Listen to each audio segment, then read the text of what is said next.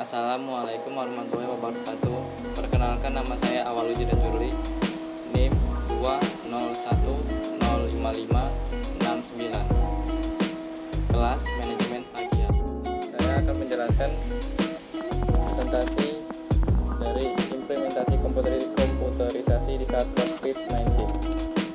Perkembangan teknologi bagi kehidupan manusia sehari-hari sangat banyak manfaatnya, karena dengan perkembangan teknologi informasi, manfaat yang paling utama bagi dunia pendidikan, industri, dan berbagai bisnis lainnya. Teknologi informasi memiliki peran yang sangat penting utama bagi dunia pendidikan. Tanpa memanfaatkan teknologi informasi akan menjadi lemah, terutama bidang mutunya, apalagi di tengah pandemi wabah COVID-19. Maka dengan adanya regulasi pemerintah, dengan adanya teknologi informasi dalam pembelajaran dengan menggunakan berbagai situs sebagai Google Meet, Zoom, rumah belajar, dan televisi, sekalipun sudah digunakan untuk pembelajaran dan situs lainnya, semua sistem pembelajaran bisa dilaksanakan walaupun masih ada kendala karena masih ada daerah yang belum terjamah media internet. Manfaat teknologi informasi dalam membangun suatu individu, baik orang dewasa maupun generasi muda, terbukti bahwa teknologi informasi dapat mengubah suatu individu itu sendiri, bahkan suatu organisasi dan negara dalam memajukan perkembangan teknologi informasi bagi mereka. Berdasarkan ini, keputusan pemerintah melaksanakan pembelajaran di rumah bisa terjadi di setiap satuan pendidikan di saat pandemi COVID-19. Asalkan teknologi informasi jaringan internet terjangkau ke setiap satuan pendidikan. Berdasarkan hasil penelitian itu bahwa siswa Indonesia menduduki peringkat tinggi secara global selaku pengguna ruang IT atau komputer di sekolah, baik melakukan pembelajaran dengan guru maupun dengan sesama mereka. Maka dalam hal ini, pemerintah sangat tepat mengeluarkan sebuah regulasi menyangkut dengan sistem pembelajaran daring setiap satuan pendidikan mulai dari tingkat sekolah dasar sampai ke perguruan tinggi, agar bangsa Indonesia tidak ternoda dengan hal-hal yang tidak dibenarkan oleh agama maupun negara, agar cepat terhindar dari pandemi wabah COVID-19. Dengan perkembangan teknologi, informasi, dan komunikasi yang begitu cepat, dampak sangat besar dari fakta dan pada lingkungan siswa, seperti terjadi interaksi belajar mengajar antara guru dan siswa dalam dunia pendidikan saat ini, karena siswa lebih dilengkapi teknologi daripada seorang guru. Disinilah perlu melibatkan tenaga profesional yang ada di setiap satuan pendidikan untuk meningkatkan kompleksitas proses pembelajaran di suatu pendidikan. Terutama harus melibatkan kepala sekolah sebagai pemimpin manajerial di sekolah. Guru hanya sebagai pengelola kelas yang memiliki peran tinggi dalam keberhasilan pelaksanaan pembelajaran secara daring tersebut. Ini yang menyangkut tugas-tugas yang harus dilakukan guru, seperti merencanakan, mempersiapkan, dan mengevaluasi proses pembelajaran melalui media daring. Pengajaran, siswa harus mendapatkan fasilitas pembelajaran supaya dapat meningkatkan pemahaman terhadap materi-materi yang diberikan oleh guru melalui sistem online.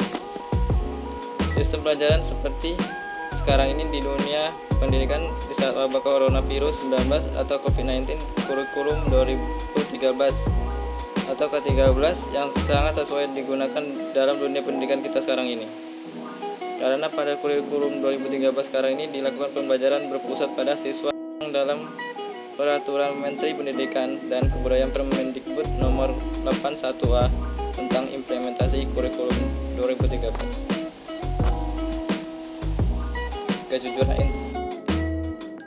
Kejujuran intelektual. Kejujuran intelektual adalah metode pemecahan masalah yang ditandai dengan sikap jujur dan tidak bias, yang dapat ditunjukkan dalam beberapa cara berbeda. 1. Keyakinan atau politik pribadi seorang tidak mengganggu pencarian kebenaran. 2.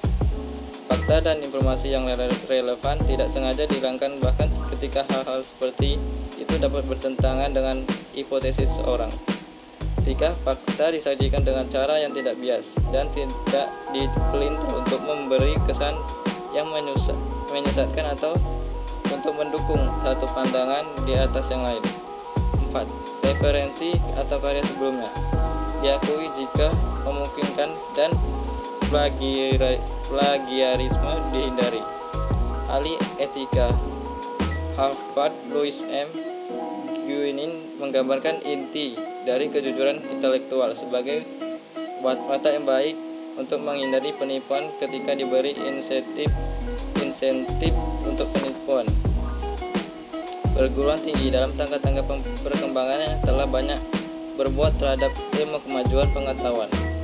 Objektivitasnya yang demikian rupa telah memberi peluang besar baginya, sehingga dia melejit dalam jangkauannya. Tetapi dengan objektivitasnya itu pula ilmu telah tidak memihak, sehingga moral baginya bisa diabaikan. Dengan kondisi yang demikian, maka para pengaji ilmu pengetahuan pada perguruan tinggi telah banyak yang berhasil memperlihatkan kemampuan inteleknya yang cemerlang. Berbagai senjata yang luar biasa kemampuannya tidak lain sebagai hasil daripada hadiah intelek para sarjana lulusan perguruan tinggi. Melalui perguruan tinggi, terbuka peluang yang besar bagi seseorang memperkembangkan kemampuan pikirannya sebagai dia mempunyai ketajaman jauh melampaui orang kebanyakan. Kelebihan yang jauh melampaui orang kebanyakan itu pada satu belahan telah menyebabkan seorang intelektual mempunyai kelebihan dalam rupa otak yang cemerlang serta kemampuan yang hebat dan cepat dalam memecahkan berbagai persoalan. Sedangkan pada belahan ini membuka kesempatan bagi sang intelektual untuk mempermainkan orang kebanyakan dengan tipu dayanya yang kelas tinggi. Bersabit dengan itu, benarlah ucapan Badriyah Muhammad Tahir dalam kitab terjemahannya Adab Al-Fatat. Terkadang dengan ilmu pengetahuannya yang melebihi orang banyak itu, seseorang melakukan kejahatan. Plagiarisme atau tindakan penciplakan karya ilmiah saat ini marak terjadi dan jadi perbincangan dunia pendidikan. Kesamaan tulisan ataupun ide karya ilmiah bisa terjadi di mana saja dan kapan saja. Selain dianggap sebagai kecurangan, plagiarisme itu dapat dikategorikan sebagai ketidakjujuran intelektual. Sungguh, sebuah ironi ini di dunia pendidikan. Tindakan plagiat bisa juga terjadi karena kurangnya pengetahuan tentang bagaimana cara mengutip yang benar dari tulisan orang lain. Teknologi dan budaya. Teknologi adalah sesuatu yang sangat berpengaruh dan berperan dalam kehidupan dan hampir mempengaruhi berbagai aspek dalam kehidupan, termasuk salah satunya adalah budayanya. Budaya adalah salah satu aspek yang sangat rentan terpengaruh oleh perkembangan teknologi yang pesat. Pada saat ini kita hidup di zaman globalisasi atau zaman modern, di mana yang semuanya serba canggih. Modern sendiri memiliki bentuk transformasi dari keadaan yang kurang maju atau berkembang ke arah yang lebih baik dengan harapan kehidupan masyarakat akan lebih baik atau lebih maju ke depannya. Teknologi merupakan suatu alat untuk mempermudah kehidupan manusia. Teknologi merupakan sesuatu yang sangat berpengaruh dalam kehidupan manusia, yang diciptakan oleh tangan manusia untuk menciptakan kemakmuran dan kemudahan bagi manusia.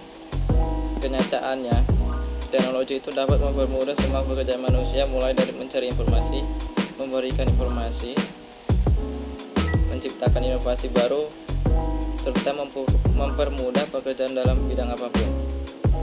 Perkembangan teknologi saat ini sangat pesat, terutama teknologi di bidang informasi dan komunikasi, baik dari sisi kecepatan maupun kemudahan masyarakat dalam mengakses informasi. Perkembangan teknologi informasi dan komunikasi di Indonesia juga tidak kalah pesatnya dibandingkan dengan negara lain. Komunikasi yang dulunya menggunakan kabel sekarang mulai ditinggalkan. Kini orang lebih memilih teknologi yang lebih cepat. Tetapi dengan kemudahan tersebut, kalau tidak diikuti dengan pengawasan yang ketat, maka semuanya akan berdampak negatif bagi kalangan pemuda-pemudi dan anak-anak.